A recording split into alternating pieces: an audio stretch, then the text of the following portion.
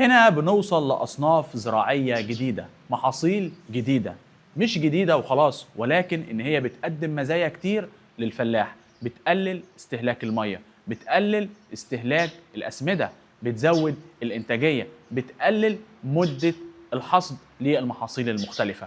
في هنا بنوصل للقمح، للأعلاف، حاجات كتير جدا وكلها بتخدم الفلاح، وبالتالي بتخدم كل المصريين على مستوى الجمهورية. هنا محطة سخا للبحوث الزراعية اللي بتساعد الفلاح في المحاصيل، كمان في الدواجن، في الثروة الحيوانية، في كل حاجة بتساعد الفلاحين. هنا بتساعدنا وزارة الزراعة بمساعدة الفلاح، وبعدها بمساعدة المصريين كلهم على مستوى الجمهورية. دكتور محمد عبد الفتاح أبو اليزيد، مدير محطة البحوث الزراعية بسخا. احنا موجودين في محطة البحوث الزراعية بسخا اللي تعتبر الأكبر في مصر الشرق الأوسط. تمام. بتخدموا الفلاحين في الدلتا. ايه ابرز الخدمات اللي بتقدموها للفلاحين على مستوى الدلتا؟ تمام.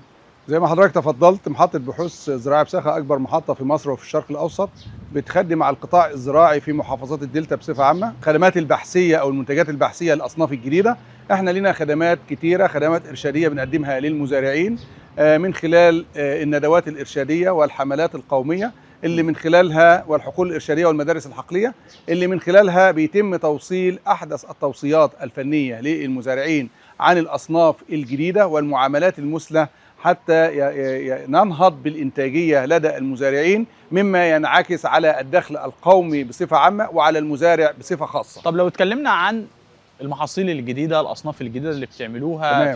في القمح، في الأعلاف، لو اتكلمنا عن استفادة الفلاح والمزارع بشكل مباشر تمام. من الأصناف الجديدة اللي بتقدموها. هو حضرتك كل الأصناف الجديدة ديت بتنعكس بصفة مباشرة على الفلاح، من خلال كل صنف جديد بننتجه لازم يكون فيه ميزة عن الأصناف القديمة، سواء في المحصول العالي ده وده للمزارع، أو الجودة وده للمزارع، أو للتبكير وده للمزارع عشان بيوفر المية وبيوفر السماد وبيوفر الوقت.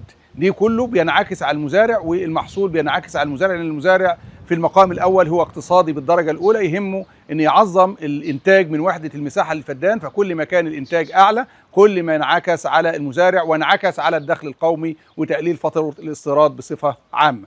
فاحنا حضرتك بنقدم الخدمات الإرشادية والحقول الإرشادية من خلال الندوات مع المزارعين والتواجد على أرض الواقع لتوصيل أحدث التوصيات الفنية والمعاملات الزراعية اللي بتنعكس على الإنتاج لدى المزارع. في إطار اللي حضرتك بتتكلم فيه اللي هو تعاونكم مع المزارع والتعامل معاه بشكل مباشر، تمام، ومساعدته، هل بتقدموا أضاحي للفلاح والمزارع؟ تمام.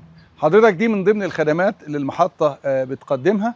عندنا إنتاج حيواني بيقدم في الأعياد الأضاحي، سواء من الخرفان أو من الأبقار أو من الجاموس، وبأسعار مدعمة. كذلك برضو في هذا المجال، في مجال الإنتاج الحيواني، بنساعد المزارع إن احنا بنقدم له اللقاحات المعتمدة واللقاحات الممتازة للطلوقة العالية الإنتاج اللحم واللبن، عشان بنقدر من خلال المركز الدولي للتلقيح الصناعي بيطلع متخصص يعمل تلقيح للحيوانات اللي عند المزارع، ده بيعمل تحسين للثروة الحيوانية مما ينعكس على اللحوم والألبان بصفة عامة. كذلك عندنا سلالات من الدواجن والأرانب والرومي، دي كلها موجودة ومتاحة لإخواننا المزارعين. كذلك عندنا طبعا من الخدمات الجليلة اللي احنا المحطة بتقدمها للمزارعين هي التقاوي المنتقاة، التقاوي المعتمدة، ودي من خلال المنافذ اللي المحطة فتحتها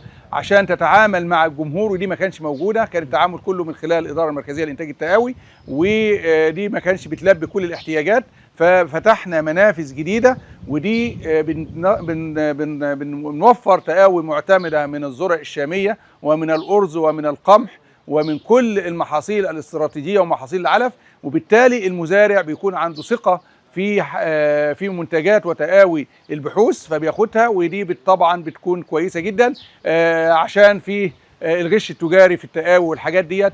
فالوزارة والمحطة يعني اجتهدت عشان يكون في مصدر للتقاوي المعتمدة، عشان تفضل ثقة المزارع بالبحوث ويلاقي التقاوي المعتمدة اللي بتحسن الإنتاج عنده بصفة كبيرة جدا.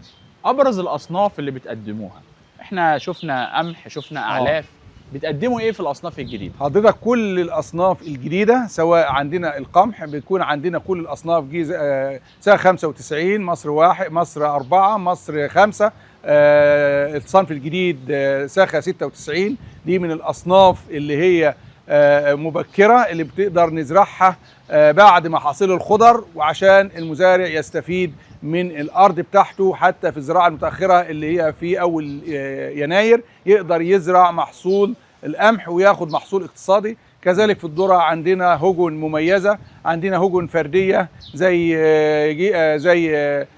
هجين فردي 168 وهجين فردي 10، وهجن ثلاثيه زي هجين 321 و368، وكل اصناف الهجن موجوده وباسعار مدعمه للمزارعين. وكذلك اصناف الرز عندنا ساخه 108 وساخه 104 وجيزه 178. وجيزه 178 دي من الاصناف المبكره والعاليه المحصول، واللي بتتحمل الظروف البيئيه القاسيه من ملوحه وجفاف، وبالتالي بيقدر المزارع يزرعها في الاراضي اللي فيها مشاكل في ظل ندره الميه ومشاكل الري.